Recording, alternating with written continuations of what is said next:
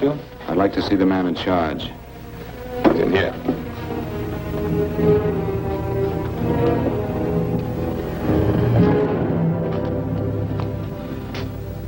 I want to report a murder. Sit down.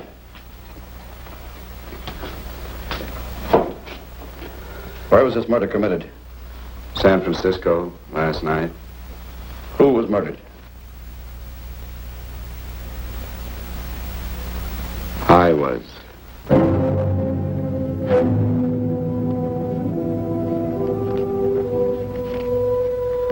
Well, do you want to hear me out or don't you, Captain? I don't have very much time.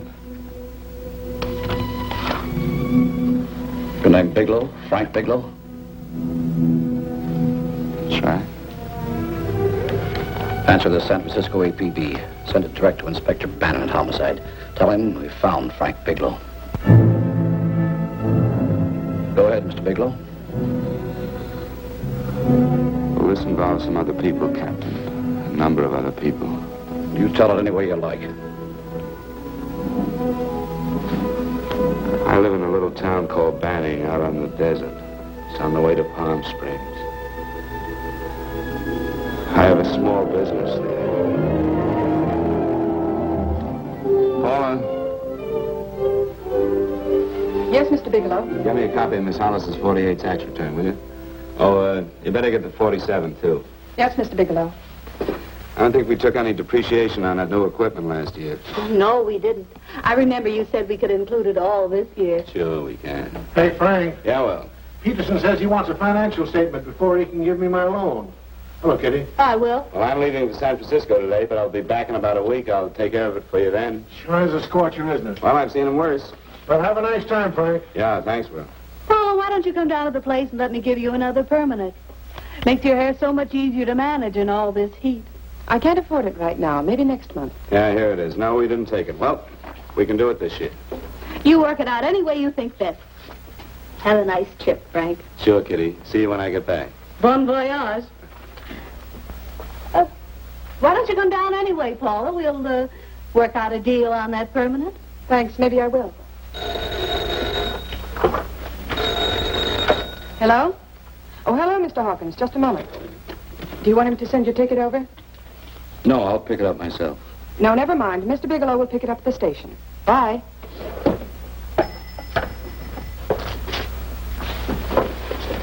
I want to go with you, Frank.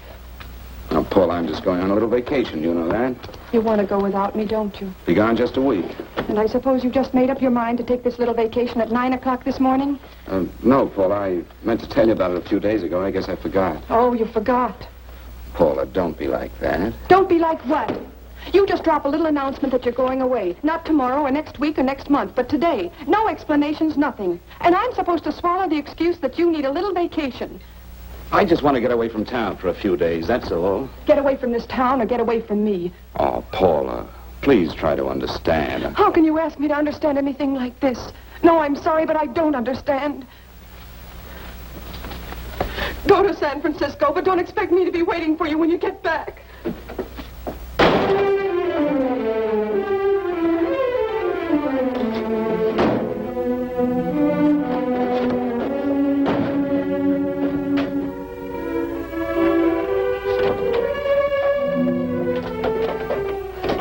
Paula, please, Paul. Come on, turn around, look.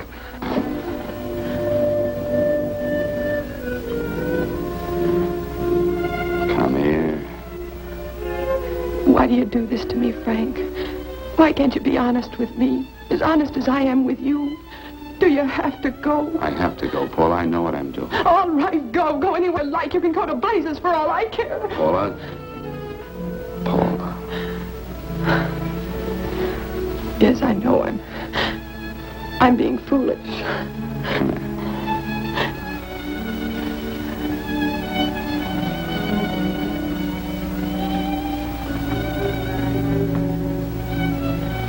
Come on, fix your face. We'll go down to Eddie's and have a drink. All right, why not?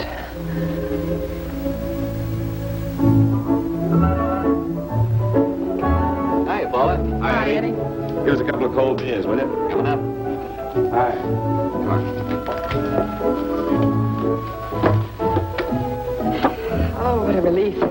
This air conditioning feels good. I sure wish we had it in the office. It'd make working a pleasure. Well, if it stays this hot, don't bother going in the rest of the week. I win 2 races today.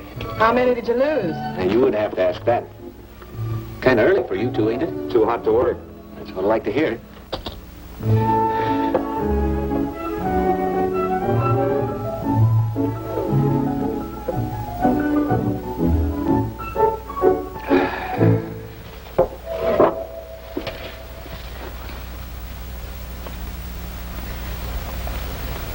Frank, you'll take me with you, won't you? You will, won't you? Or am I crowding you? What do you mean, crowding me? Maybe you do need this week away alone. Maybe we both do. I know what's going on inside of you, Frank. You're just like any other man, only a little more so. You have a feeling of being trapped, hemmed in, and you don't know whether or not you like it. Look, Paula, I'm going to be honest with you. I care too much for you not to be honest with you. I'm as much concerned for your happiness as I am for my own. I know you've had one bad experience, Frank. I know all about it. But you don't know what it can do to two people, Paula. And the woman always gets hurt more than the man. I don't want you to get hurt, darling. More than anything in the world, I don't want you to get hurt.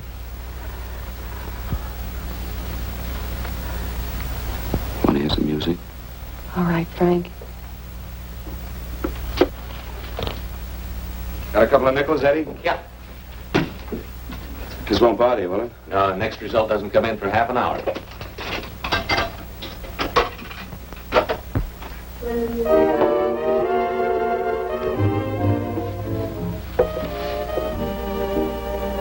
I thought that by now we'd be married. No, I'm not going to crowd you anymore, Frank. Go to San Francisco. I don't like it, but I'm convinced that you must go. I want you to be very sure, Frank. If it's right, and I believe it is, we'll have something really wonderful together. If it isn't, we should both know it as soon as possible. So you see, even if I could stop you, I wouldn't do it now.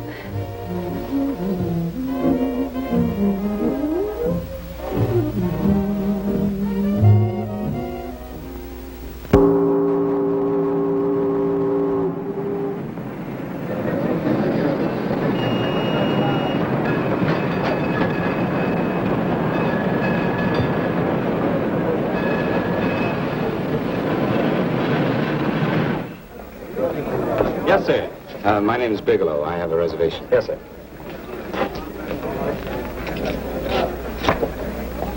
Here we are, sir. My name is Bigelow. I have a reservation. I have it, sir. It's a very nice room on the 6th floor, facing the bay. Boy, this might help you enjoy your stay, Mr. Bigelow. It's a little booklet on how to have fun in San Francisco. Oh, thank you. Very welcome, sir. Thank you. Say, is it always like this around here? No, this is market week, and it's the last day, too. Boy, always around until you need him. Oh, 517? Thank you. Here's a message for you, Mr. Bigelow. Long-distance call came in about an hour ago from Banning, from a Paula Gibson. Oh, thank you. Very welcome. Show Mr. Bigelow to 618. Right this way, Spike.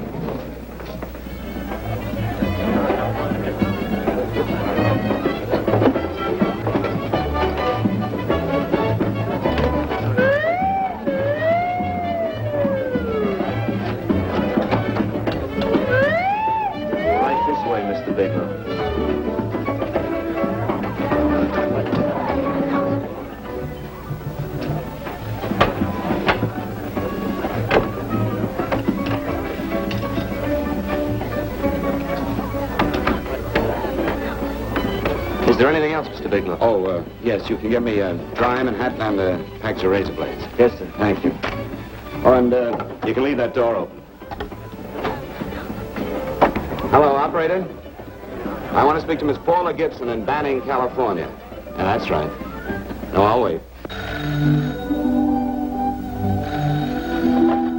Hello?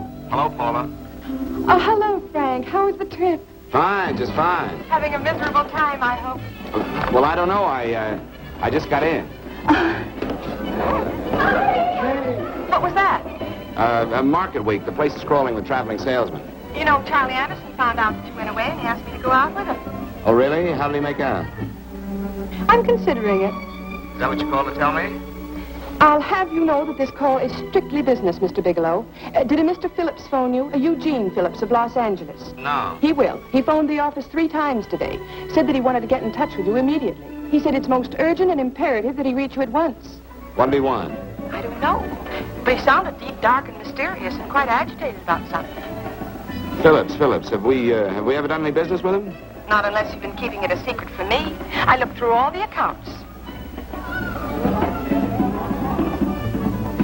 Why did you tell him you could reach me here? You know I'm supposed to be on vacation. So you told me. And so I told him, dear heart. But the gentleman didn't seem to respect your temperamental moods the way I do. He was very insistent that he speak to you before it's too late, as he put it. Well, tell him you tried to get in touch with me and I changed my plans and you can't reach me. He won't talk to me. I told him that I was your confidential secretary, but I guess I didn't sound confidential enough. So I told him that he could reach you there this evening. Well, call him back. If it's as important as he says it is, he'll talk to you. Otherwise, he'll just have to wait until I get home. My, aren't we adamant this evening? All right, shall do. And Frank, Yeah? I don't quite know how to say this. Say what? But what I want to say is that there's nothing you can do that you ever have to feel guilty about. Oh. Sure. Thanks, Paula. I'll call you tomorrow. Right.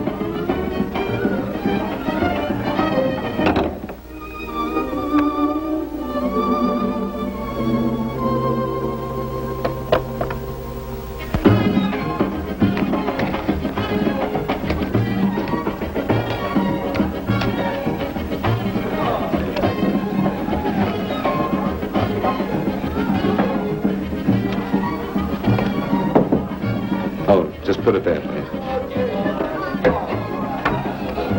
You can keep the change. Thanks very much. Say, how long has this been going on? Oh, it's been a madhouse all week, but they check out tomorrow. Oh? I thought you were with them. No, I'm just here on a vacation. Why does everybody come to San Francisco and tear loose? Excuse me.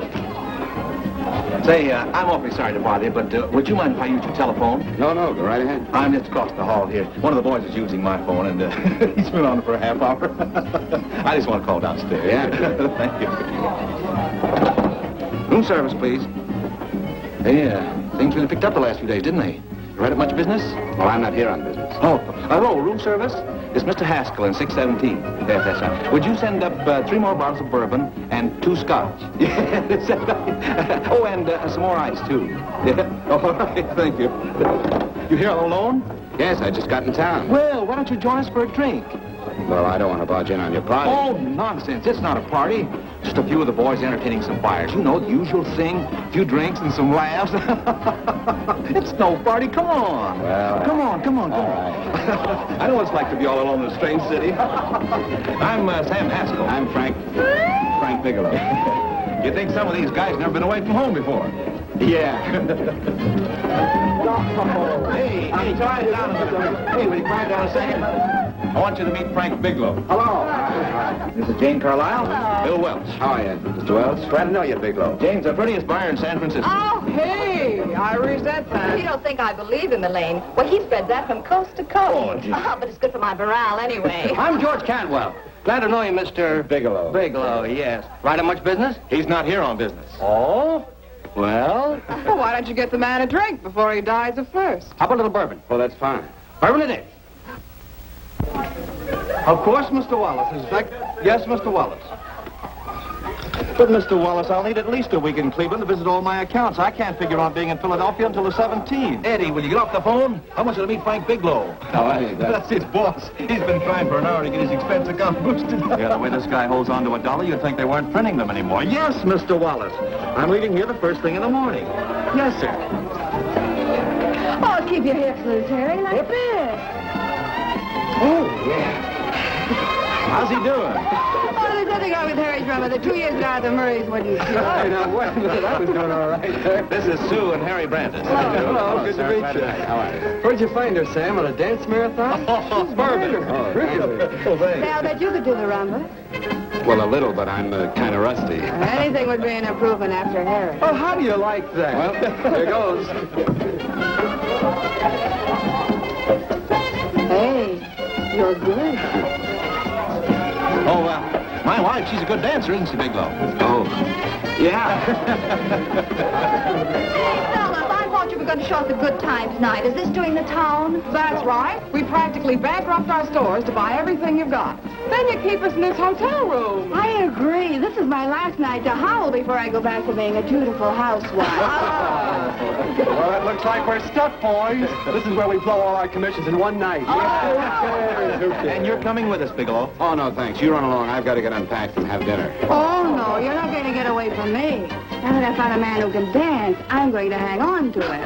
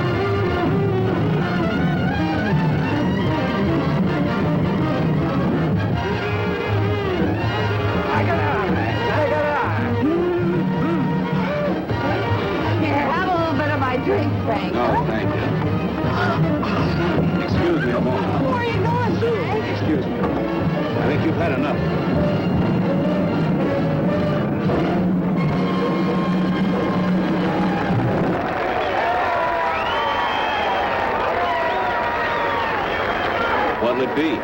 Bourbon and water, no ice. Nice, quiet place you got here. Wait till we hit the pitch in about an hour. That's when they really go out of their minds. Who's the blonde? Oh, she's one of the chicks that hangs around here. She's jive crazy. Come again? Oh, you ain't hip, pal. Jive crazy means that she goes for this stuff. Just between you and me, I don't get it either, but I gotta listen to it. They're all connoisseurs, music lovers. Me, I like Guy Lombardo. What's the matter with him? Oh, he's flipped. The music's driving him crazy. Come down, Jack. Oh, don't buy me, man. I'm being light. Is the blonde alone? Oh, sure, society. She always comes in alone. Drives a big convertible, wears a mink coat, but knows everybody. But she always comes in alone.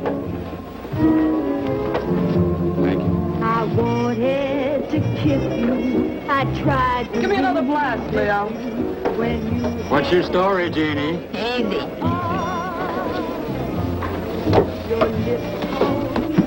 Hello. Easy. Dig the fisherman. Oh, that's really silk, isn't it? Can I buy you a drink? Sure thing. Give me a blast, Leo. Leo. I left my glass at the other end of the bar.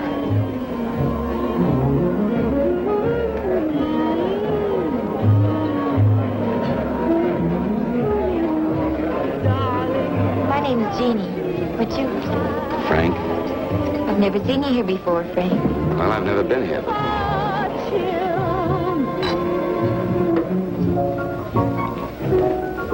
This isn't mine. Mine was bourbon. Well, sure it is. You saw me pour it. Give me a fresh drink. Anything you say. Oh, listen to that piano. Feel those vibrations. You don't get your kicks out of this, do you? I can live without it. Why do you stay here? I don't know. I bet I know. You're lonely in a big city. Why, you don't have to go into a routine with me. I like good company, too.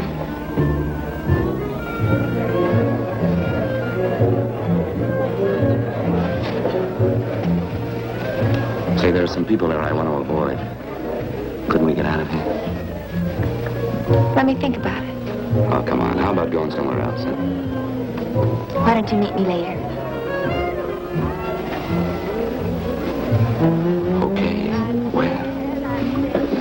I tried to forget you, but you whispered, darling, I love. Call me at that number later. It's my next stop.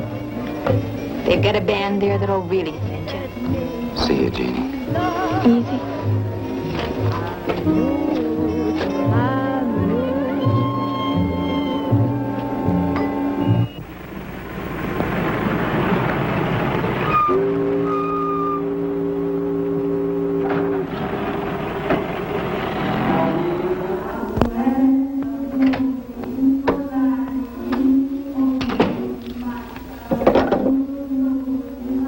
Never mind, operator.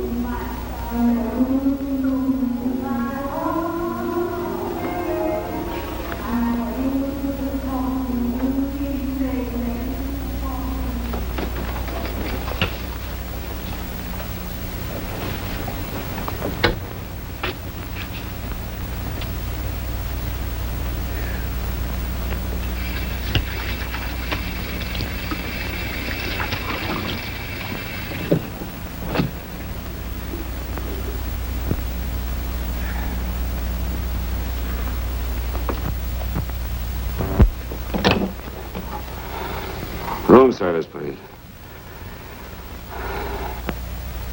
Come in.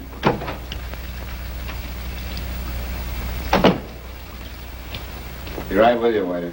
Yes, sir. Dress well, sir? Yeah, sure. May I? Go ahead. It's on there for you. Thank you, sir. Would you like anything else? Oh, thank you, that's all. Waiter, Yes, sir. take this away. Is there anything wrong, sir? No, just take it away. I don't even want to look at it. Are you all right, sir? Yeah, sure. All right, I just had too big a night, I guess, that's all. I need some fresh air. Of course. Thank you, sir.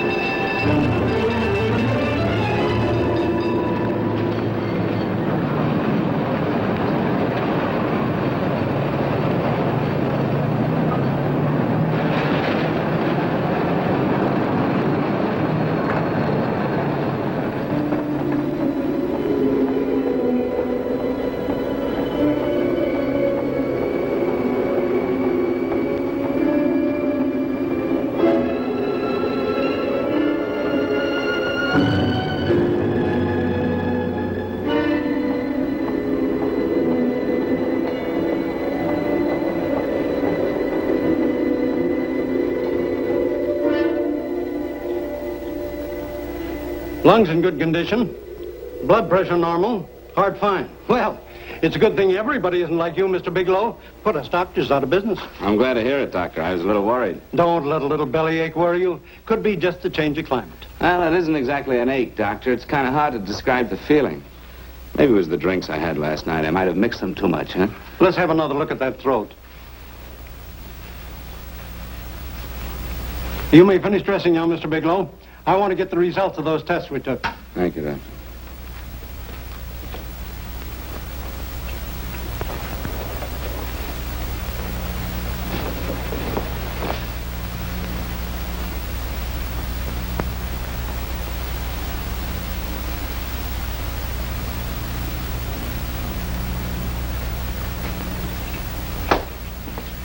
Mr. Bigelow, this is Dr. Schaefer.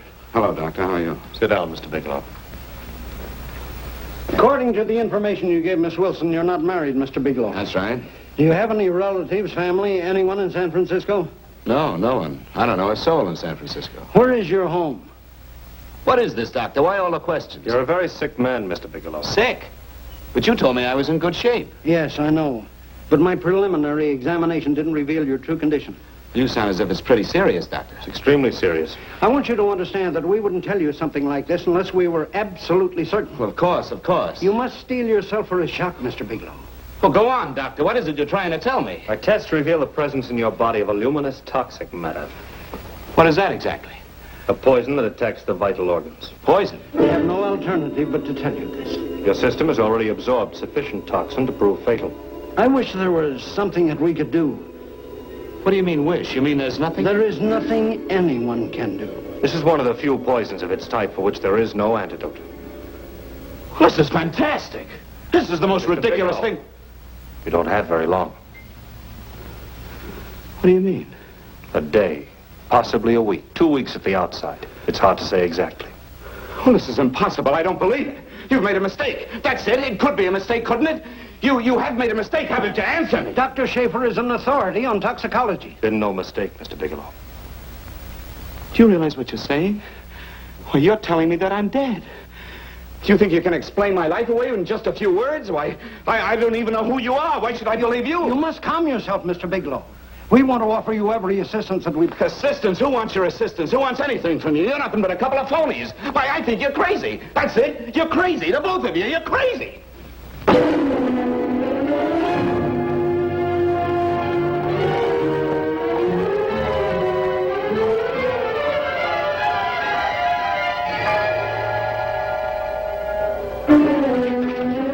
Where's the doctor? You just come in. Come on, tell me. You Where's... have to go through the before you come Get out of here. here. Doctor.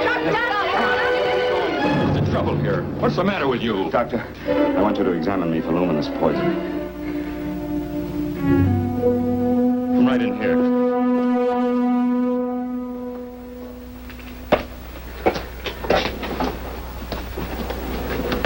Yeah, you've got it all right.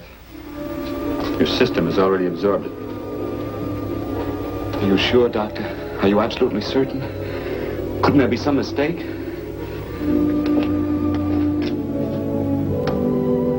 There it is. The toxin is actually luminous in the dark.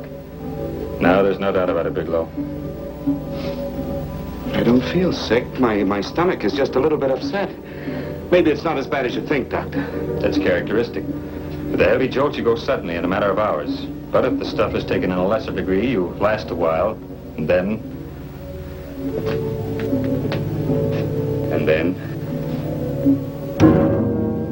Give it to me straight, Doctor. Well, a number of things are involved. The systemic condition of the individual, the amount consumed, exertion. Yes? You won't feel too badly for a while. Then it will happen suddenly. A day, 2 days, a week at the most. A day? 2 days? There's nothing that can be done now. If it had been caught in time, your stomach could have been washed out. But you've had it in you for some time now. For at least 12 hours, haven't you, Bigelow? I don't know. You don't know? No. Don't you know how you got it? No. And this is no accident. Somebody knew how to handle that stuff. That wax is tasteless and odorless. And the amount of alcohol in your body, you must have got it in liquor. I was drinking last night. Arrange for your admission to the hospital immediately.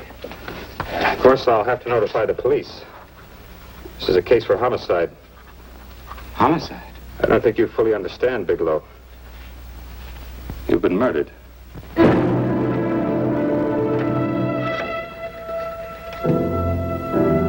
Hit me police headquarters, please. Homicide Bureau.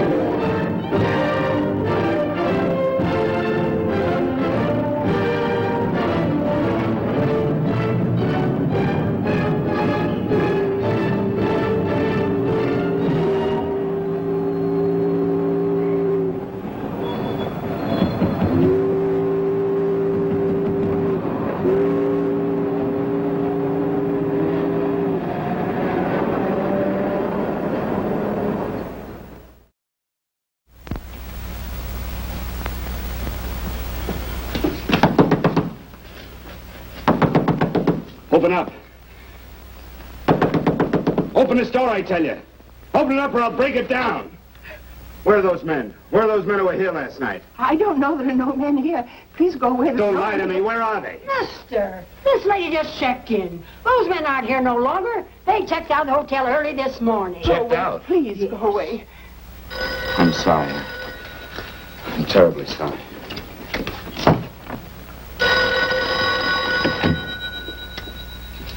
Hello? Please, Mr. Bigelow, my eardrums. Oh, hello, Paula. Your enthusiasm overwhelms me. Why haven't you phoned me, or is there a quota on telephone calls up there? I'm sorry. I've been busy. I'll bet you have. Visiting the museums, no doubt. What's happening up there that's exciting or different? Nothing, not a thing. I'll bet you miss me, but you're too stubborn to admit it. Sure. You know, if you'd like me to come up, I can pack a toothbrush and leave right away. No. Well, you don't have to snap my head off. You could at least make a pretense of missing me. I'm sorry, Paula. Of course I miss you. Listen, Paula, Paula, it's just that I don't feel like talking now. I'll call you later. Don't strain yourself. You phone me sometime when you feel more like talking. Oh, by the way, I called that Mr. Phillips back. Phillips? Yes, you know, the man that tried to reach you. Well, I'm afraid you'll never know why it was so important that he speak to you. His office said he died yesterday. Frank, are you there? Did you hear me? Died? When? Yesterday. So you won't have to bother your little head about him anymore. You can just go ahead and have fun. Paula, what did he die from? Do you know? I suppose he died from whatever people usually die from. Well, didn't they tell you? Don't you know? What are you getting so excited about? You said you didn't even know the man. Listen, where's his office located? What difference does it make? You can't talk to him now. I told you, the man's dead. Paula, will you stop talking so much and tell me where his office is? Well, right. It's the Phillips Importing and Exporting Company, Bradbury Building, Los Angeles. Bradbury Building, Los Angeles. That's right. Say, this is really a switch. Listen, if you want to reach me, I'll be in Los Angeles. Are you out of your mind? I'm sorry, Paula. I've got to hurry. Wait a minute. Where in Los Angeles? The Allison Hotel. Goodbye, Paula.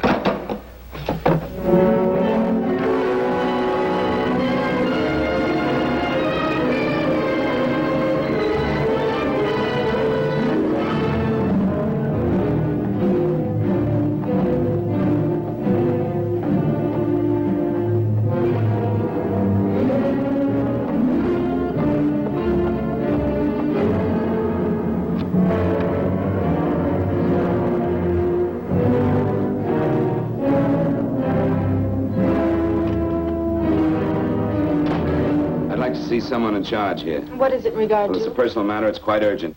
Perhaps Mr. Halliday can help you. Who's he? He's our controller. Your name, please? Bigelow. Mr. Bigelow to see you. Send him in. Go right in, please. That door.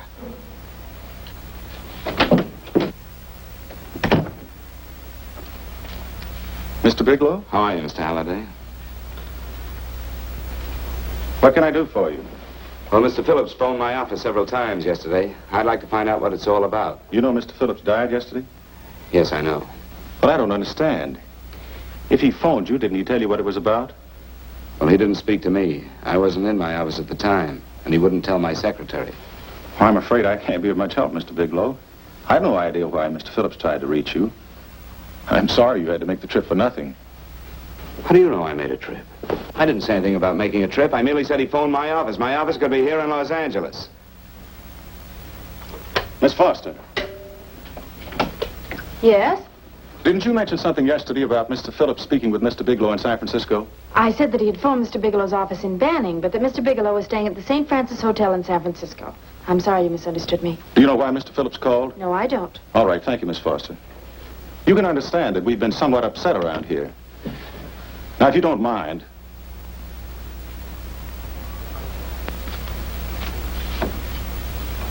Did Mr. Phillips have a wife, family, anyone that could help me? you can't intrude on people at a time like this just to satisfy some curiosity. It isn't just curiosity. Then I suggest you wait a week or so. I can't wait. Well, I'm sorry you'll have to. Well, there's always a phone book. You're a pretty aggressive fellow, Bigelow. Are you quite sure that this is as important as you make it appear to be? It's important. Mrs. Phillips lives at the Sunset Arms Apartments. Thank you. I needn't tell you she's under a strain. I suppose you're capable of using a little more tact with her than you demonstrated with me. I think I can handle it. By the way, what was the cause of Mr. Phillips' death? Suicide. He leaped from the balcony of his apartment.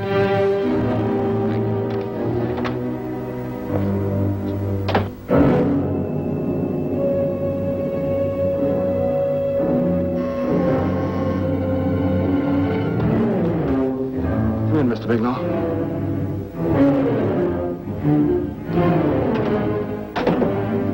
I'm Stanley Phillips, Eugene's brother. Halliday phoned that you were coming.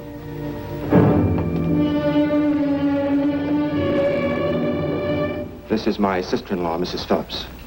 I'll try to make this as brief as possible, Mrs. Phillips. I'm afraid I can't be of any help to you, Mr. Bigelow. I haven't the slightest idea why my husband wanted to speak to you. guess Halliday covered just about everything. Did your husband ever mention anything about me, Mrs. Phillips? Anything at all? No. I can't recall Eugene ever having mentioned your name.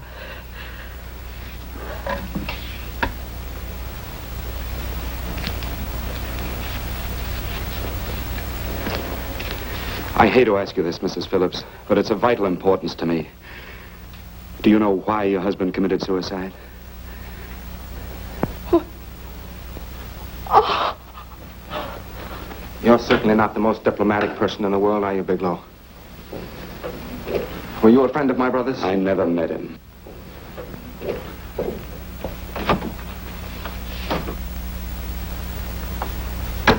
My brother was in a jam, a pretty bad jam. He was arrested 2 days ago. He sold some iridium to a dealer by the name of Majak. It's a very rare metal, very costly. Anyway, the iridium turned out to be stolen. He was released on bail yesterday, but he faced a pretty stiff prison term. And have committed suicide for less. Yes, I know. That's how the police feel about it. What puzzles me, though, is this crooked deal. Knowing Eugene, you wouldn't say he's the type of man to be mixed up in anything like that, now would you? I told you I never met him. That's right, so you did. Now, what's this all got to do with you, Bigelow? I don't know. Let's come play with each other, Bigelow. Surely you must have some idea why my brother was so desperate to contact you. I have no idea. That's odd. Then how could it be of such vital importance to you? Well, you seem to know the answer to everything else. Maybe you know the answer to that one, too.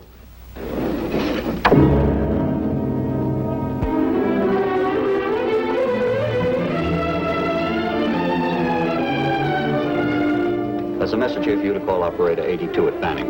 Oh, thank you. Show Mr. Bigelow to room 821. Say, would you have the operator put this call through to my room right away? I'll take it up there. Thank you. Hello, operator. Here, I'll call you if I need anything. Thank you, sir. Hello, Paula? Well, Sinbad, I'd just about given you up for lost. Now, do you mind telling me just why you rushed down to Los Angeles? I can't explain it to you just now, Paula. I just can't explain it. What's going on, Frank? You don't even sound like yourself. Well, I'm just a little tired, Paula, that's all. But I miss you. Oh, Frank. I can't tell you how good it is to hear you say that. And here I was worrying that I'd lost my charm. When are you coming home, Frank? Soon, Paula. I'll be home soon. I'll go right out and get myself a permanent so I'll be pretty when you see me. Hey, guess what? I found that Phillips name in your notarial ledger. Notarial ledger? Yes, of all places. I remember now I made the entry myself. You had notarized a paper one morning before I came to work. What kind of paper was it? A bill of sale for a George Reynolds made out to Eugene Phillips of Los Angeles. So you see, I was right. We hadn't done any business with Phillips, only indirectly. What was the bill of sale for? A shipment of iridium, whatever that is. Iridium? You mentioned at the time that this fellow Reynolds had made some kind of a deal in Palm Springs, and he stopped in your office early in the morning on his way north to have it notarized. Wait a minute. Wait a minute, George Reynolds. That was about 6 months ago, wasn't it? That's right, 6 months ago. Thanks, Paul. Goodbye. Goodbye. Hello, operator. Get that number back for me.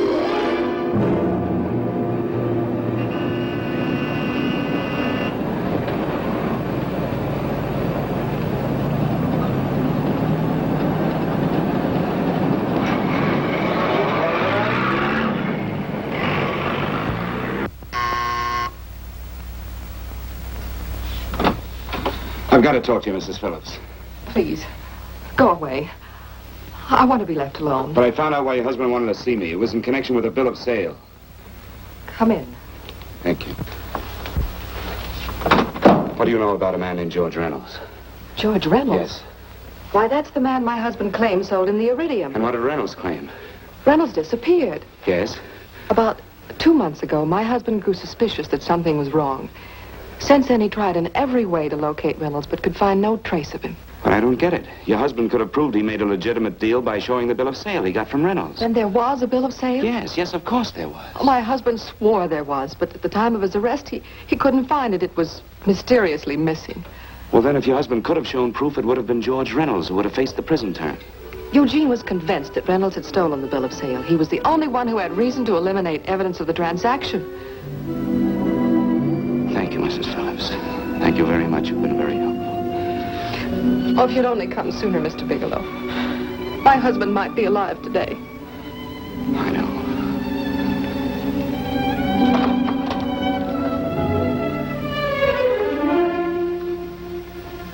The only thing that puzzles me, Mrs. Phillips, is that you haven't asked how I knew there was a bill of sale.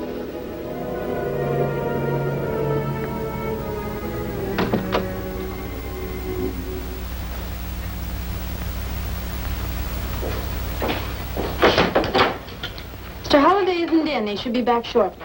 I think you're the one who can help me, Miss Foster. Mr. Phillips tried to reach someone else before he called me yesterday, didn't he? Why don't you ask Mr. Holliday? Obviously, Mr. Holliday wasn't here yesterday, or he wouldn't have had to learn from you that Phillips called me. And you're the logical person to know who else Phillips called.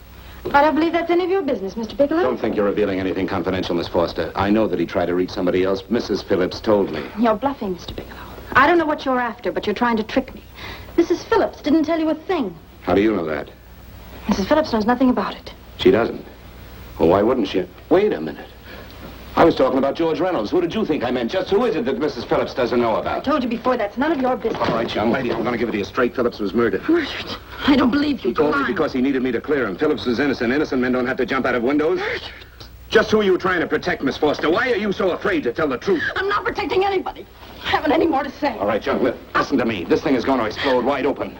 If you got nothing to hide, you better start talking. Or maybe you are mixed up. No! Well, then, come on. Mr. Phillips called Marla Rakubian. He went to see her yesterday morning. Who's Marla Rakubian? She's a model. She and Mr. Phillips used to be quite friendly, but he hadn't been seeing her for quite some time. Come on. The last couple of months, he'd been trying to locate her and finally learned where she lived yesterday morning.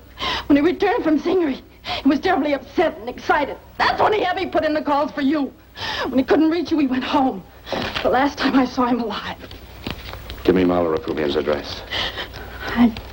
I don't think Mr. Phillips realized I was aware of his friendship with Marla Rakubian, and out of respect for him, I never intended to tell anybody. I had no idea that she had anything to do with the trouble he was in. I admire your discretion, Miss Foster. You know, you must be pretty friendly with Stanley, Miss Foster. He knew how desperately his brother tried to reach me yesterday, and he wasn't even here at the time. And now you seem to know all about what happened in Mrs. Phillips' apartment.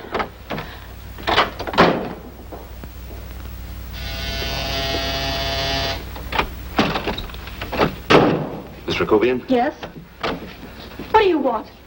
Get out of here or I'll call the Go police. ahead, call him. Oh, go ahead, call him. Going on a trip, huh?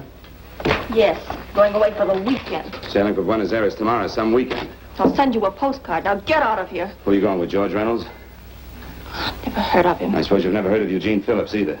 Just who are you? What do you want? Never mind who I am. Where's Reynolds? I told you I don't know him. Now will you get out of here and leave me alone?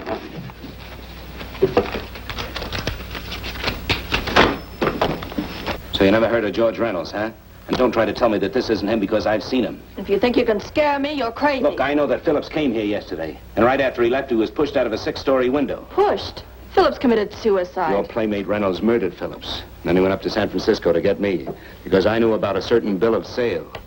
I don't know what you're talking about. You're in this right up to your pretty little neck. I'm not mixed up in anything. Get your hands up. Drop that picture on the couch. Turn around. Don't get any ideas because I'm not afraid to use this. Give me your wallet.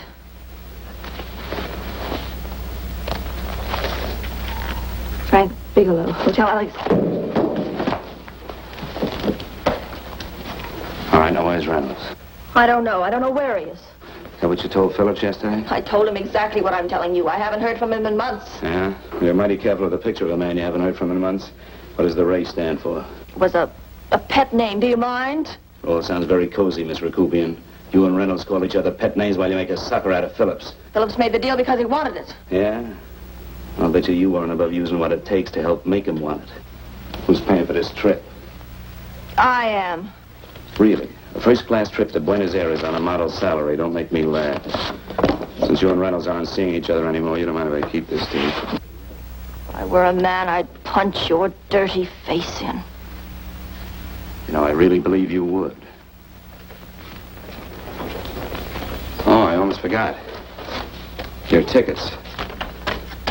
Don't be surprised if I'm there to see you off.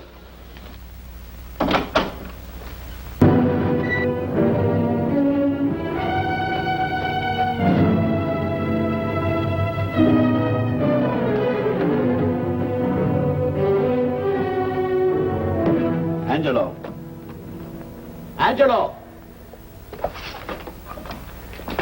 Oh, Angelo. Do you remember taking this picture of George Reynolds? I take so many pictures, I can't remember them all. This gentleman is a friend of his and would like his address. We have no card on him. I don't think we ought to do that. He's willing to pay $20 for it. That's the paper we used last year.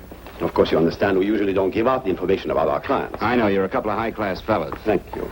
Revealing anything confidential is against the ethics of our establishment. That's right. Honesty is the best policy. Of course. But in your case, inasmuch as you're a personal friend of Mr. Reynolds... Thanks. I knew you'd come through. Got it? Here it is. We don't have his address. He must have called for the picture. But he couldn't have been a very good friend of yours, mister. Because his name is not George Reynolds.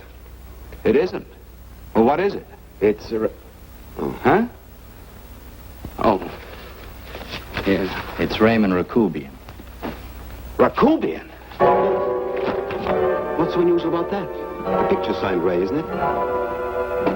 Yeah. Yeah.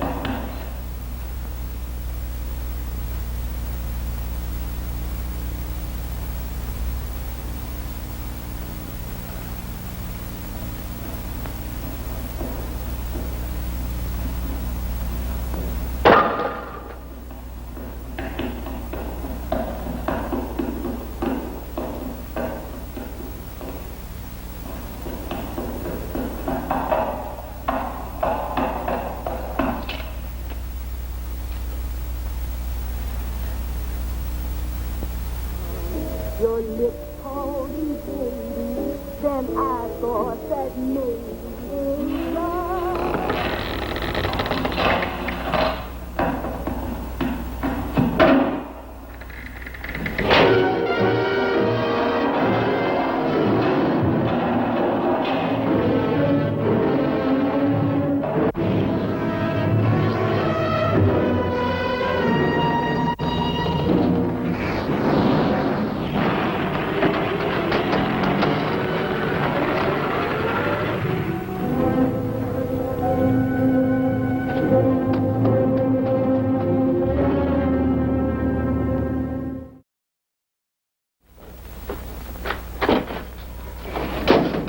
Bigelow, are you all right? Can I get you anything? No, thanks. Do you know this man? No, I don't think so. Are you sure you've never seen him? I'm quite sure. Does the name Raymond Rakubian mean anything to you? No, I never heard of him. Why? He also uses the name George Reynolds. This is Reynolds? That's right. Well, where can we find him? That's what I want to know. Tell me something, Halliday. You're the controller here. How come you didn't know about that bill of sale? Phillips made that deal before I came to work here. Yeah, but you still keep records, don't you?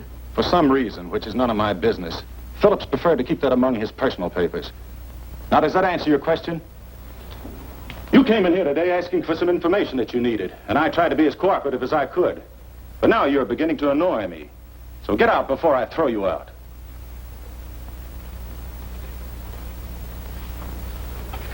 You know, you really frighten me.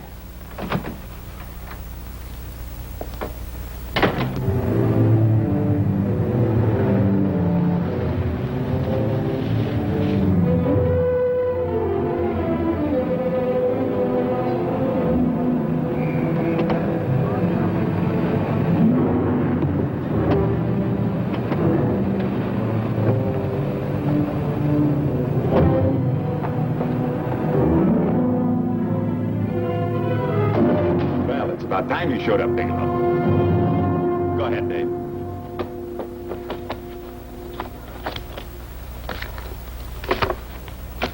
Real cute, ain't you, Bigelow? Just real cute. Paula didn't lose much time getting a hold of you guys, did she? Shut up. Let's go, Bigelow. Look at him. He can't take it. Soft in the back. You do that again and I'll kick your face.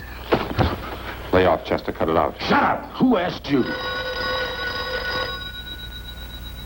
Better let him answer. The clerk might know he's in. Go ahead, Bigelow.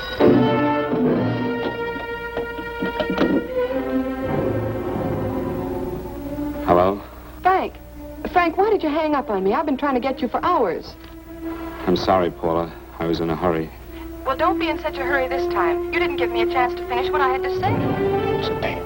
I wanted to tell you that McGowan was in hollering his head off because you didn't go over the books. Tell McGowan to get another auditor. Sure. Sure, I'll just do that little thing and lose the best paying account we've got. Do as I tell you, Paula. Frank, are you drunk? Paula, how much we got in the bank? About $2,200. Draw it out tomorrow. Sure. Then what do? Skip town without paying our bills? Forget the bills. You know that coat you always wanted? Buy it. You are drunk. You know, if I didn't have such a good character, I'd be tempted to take advantage of your intoxicated state, Mr. Bigelow. I'm not drunk, Paula. Well, then don't tell me that one day away from me can affect you this way. Cut it short. Paula, Yes? I'm sorry I left you. I never realized how much I love you. But I know it now. Oh, Frank, darling, I love you too so very much. Please come home. I miss you terribly. I said cut it short. I'd just love to let you have it, Bigelow. Let's go, Chester. This guy's kept us waiting long enough now. Walk in front of me, Bigelow. And keep your mouth shut. If you so much as look cross-eyed at anybody, I'll blow the back of your skull out.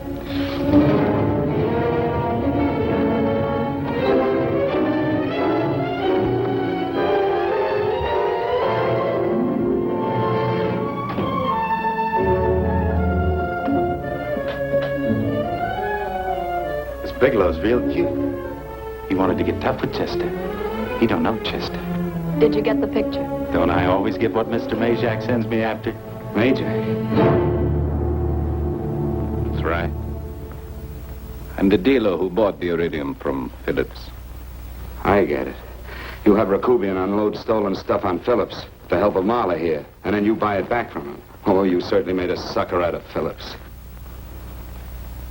What is it, Mr. Bigelow? Exactly what is on your mind? I'm looking for Raymond Rakubian. Why? Well, now, Marla here has told you everything else. I'm sure she must have told you that, too. Oh, you don't expect me to believe this conversation. So, what is on your mind? I mean, underneath. You forced your way into my affairs, and now I want to know why. I just told you. I'm looking for Raymond Rakubian. Dog, get cute. I'm just itching to work you over. Soft in the belly. Can't take it. See what I tell you?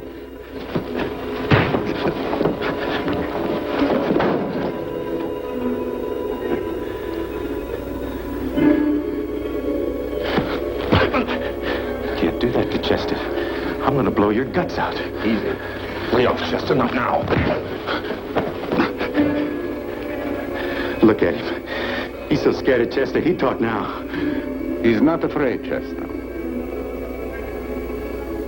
You can tell from a man's eyes when he is afraid. Look at his eyes.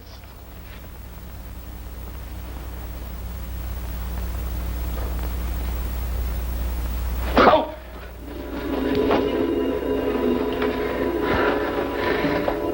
I'm telling you, Majak, you better keep him away from me or he's really going to have to use that gun. Go away, Chester, please. Do what I tell you, my boy. Please. And help Dave. Sure. You're in pain. He's an unfortunate boy. He's psychopathic. He's unhappy unless he gives pain. He likes to see blood. Come with me, Mr. Bigelow.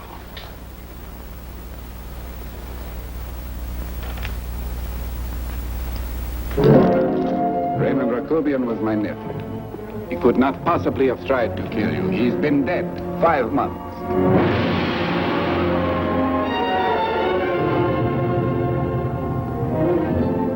I'm afraid you have been sidetracked. Provided it is true that somebody made an attempt on your life. Somebody made an attempt again today. I had no reason to kill you, believe me. What do you mean you had no reason? I notarized a certain bill of sale. You notarized the bill of sale for Reynolds, not Rakobian. Now, what I told you was true. I had no reason to kill you. That's a closet, Mr. Bigelow. And under other circumstances, you could go home now. But now you present a problem. You know too much, and I am in danger. Chester! Suppose I were able to prove to you that I only want to find the person who tried to kill me, and I won't cause you any trouble. You know I can go to jail for 10 years for this little business. 10 years. At my age, that's my life. That means my entire life. With my life, I do not take chances. I am sorry, believe me. You want Joe to go with you? No. Just Bigelow and me. And baby Meg's 3. But Major, goodbye, Mr. Bigelow, and forgive me. Let's go, Bigelow. I guess you won't be there to see me off.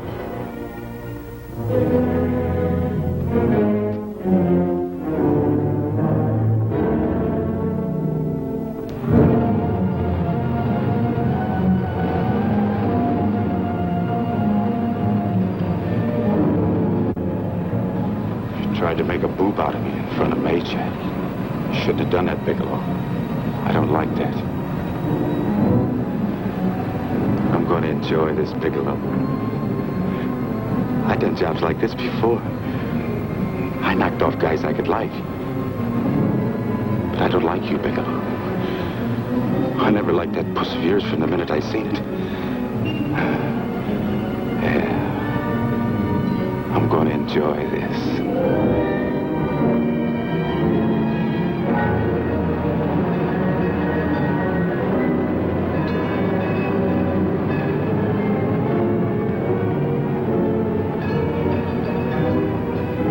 Yet, are you, Bigelow? But you'll be scared. Good scared. I think I'll give it to you in the belly. You don't like it in the belly?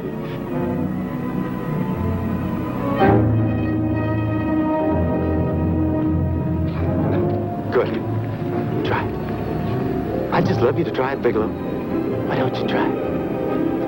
Go ahead.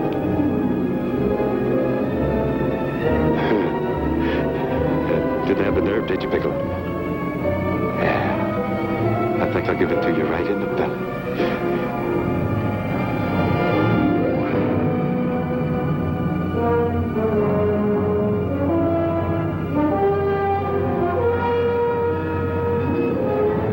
Takes longer when you get it in the belly. It's nice and slow. That's the way I want to see you go, Bigelow. Nice and slow.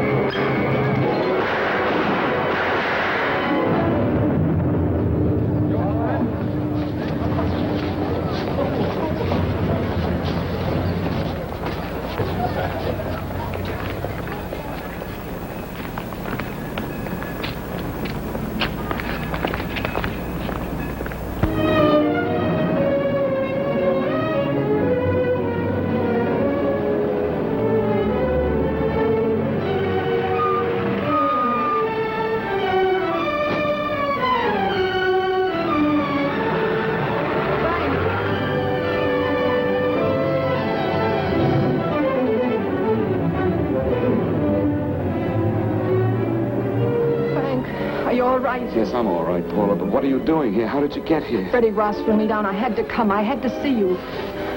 You shouldn't have come, Paula. You shouldn't have. What is it, Frank? You're in some kind of trouble. I know it. Look at you. You're a sight. Your clothes look as if you've slept in them. Are you ill? You are. You're feverish. I'm all right, Paula, and I'm not in any trouble, believe me. You're lying, Frank. Right after I spoke to you, I got a phone call from the San Francisco police. They asked if I knew where you were. You didn't tell them anything, did you? Of course not. It was the homicide detective that called.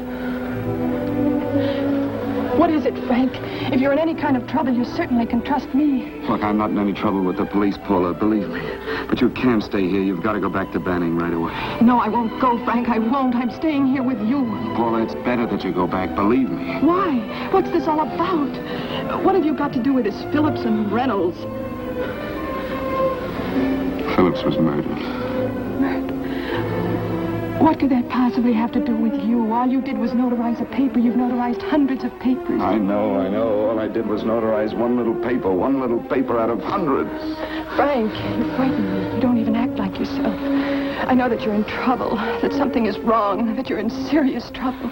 You frighten me, Frank. Oh, don't be frightened, Paula. Don't ever be frightened of anything again. Will you promise me that? I love you so much, darling. More than you seem able to understand. Oh. I never really knew happiness until I loved you. Sometimes when I used to be afraid that you weren't sure how you felt, I tried to hold back, but I couldn't. Losing you would have been losing everything. There would have been nothing left. Don't, Paula, don't. Now I'm afraid again. Somehow I feel that I'm going to lose you, but there's nothing I can do about it. I feel so helpless. You're leaving me out of something. Tell me, Frank, what is it? Give me a chance to fight back. Just give me a chance, please. You do love me, don't you? Oh, yes, Paula, I love you. I never was more certain of anything in my life. I wasn't sure before. I was a little blind, I guess, but believe me, I'm sure now. Can you understand that, Paula? I understand. A man can be like that, Paula. Something has to happen. It can be a big thing or a little thing, but it can make him realize how much someone means to him, how much he really loves her. Oh, and I love you, Paula. More than I ever thought it possible to love anyone in the world, I love you. Then why won't you tell me about this trouble you're in? Why won't you try to let me help you? You can't help me, Paula. You don't want my help. Oh, Paula, there's nothing you can do. Will you believe me? So will you please go home, please? No, Frank. I won't go. I know you're in trouble. I can't leave you like this. All right, Paula, look, wait for me in the lobby of the hotel, and I'll be back for you soon, I promise. You promise? You're yes, sure? Paula, I promise. Is that a new outfit? Yes. Oh, that's beautiful.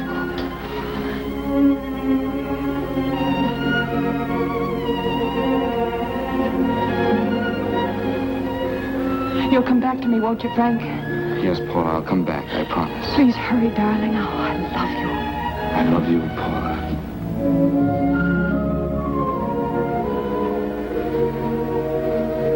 Goodbye, Paula.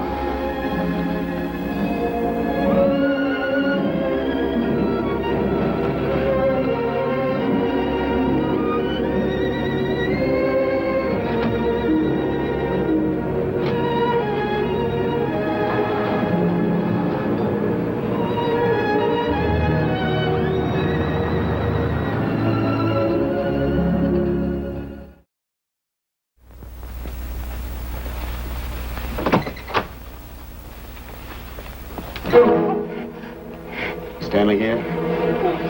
You sure? All right, get in there. Now get Stanley on the phone. Tell him to come over here right away. Use any excuse you want. What are you going to do? What was Stanley going to do when he used me for a clay pigeon today? I don't know what you're talking about. Don't act innocent with me. I fell for that once. I don't know what you mean. I told you everything you wanted to know this morning. Yeah, you told me just enough so I'd get sidetracked and wouldn't know that Stanley was the one I was after. Stanley? Oh, no. You and Stanley have been together on this from the start. Now, come on, get on that phone and call him. Don't let him know I'm here. Bigelow.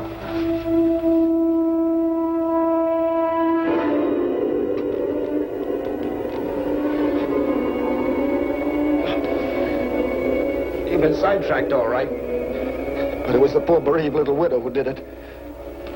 We're supposed to have found this letter this afternoon. It's in my brother's desk at the office. It's postmarked 2 years ago. It isn't exactly the kind of a letter that a married woman gets from a casual friend. I'm sure my brother wasn't aware that they were so well acquainted when he hired Halliday. What's the matter with him? hadn't felt right since dinner. Where did he have dinner? At Mrs. Phillips' apartment. Halliday was there, too, and Stanley confronted them with that letter. Did you have anything to drink? Yes, why? How long ago? Half an hour ago, just before I came here. Miss Foster, get on the phone, call the emergency hospital. Have them get an ambulance over here right away. What? Tell them to prepare a stomach wash for luminous poisoning. Luminous poisoning? Go on, do it, I tell you. You may still have a chance to save his life. Go on.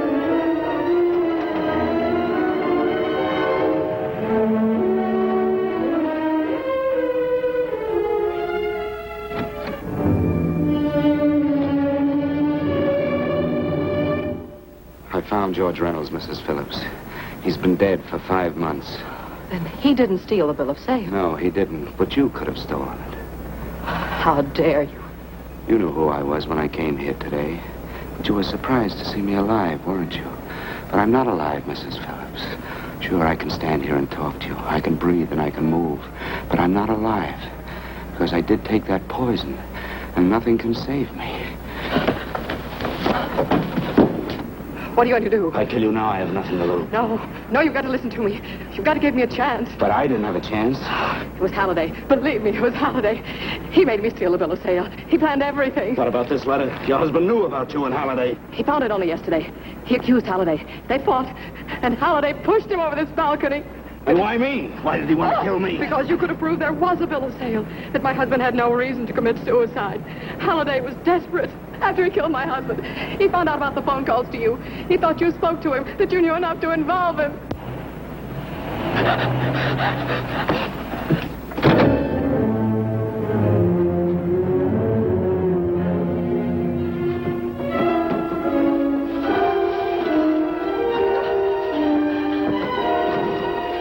Where's Halliday? Where is he? He's in the office. This time you don't want him.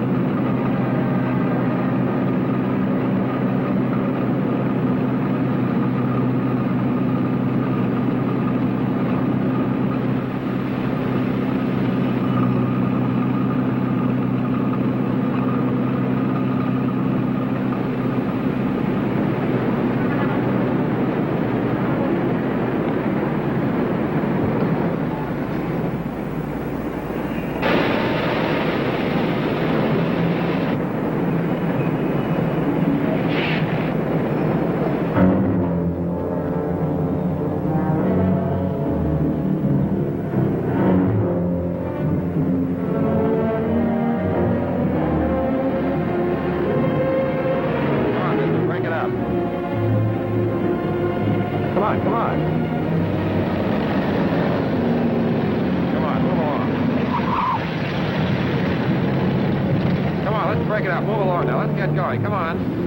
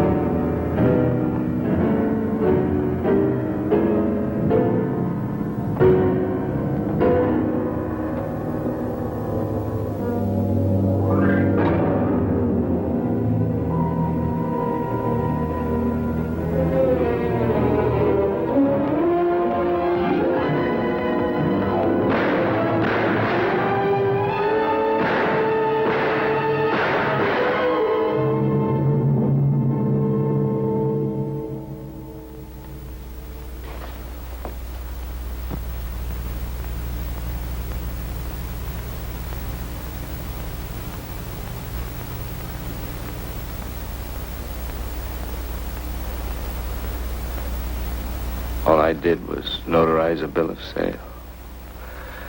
But that piece of paper could have proven that Phillips didn't commit suicide. He was murdered. And that's why Halliday poisoned me.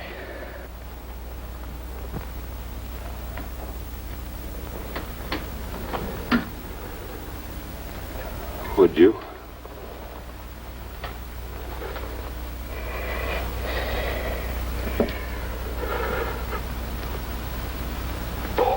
Paula.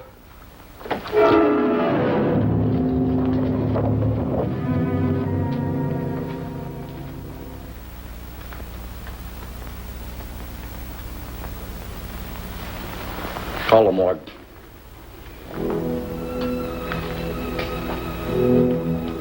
Johnson, you go to the Allison Hotel, find Paula Gibson. Don't tell her anything. I'll break it to her.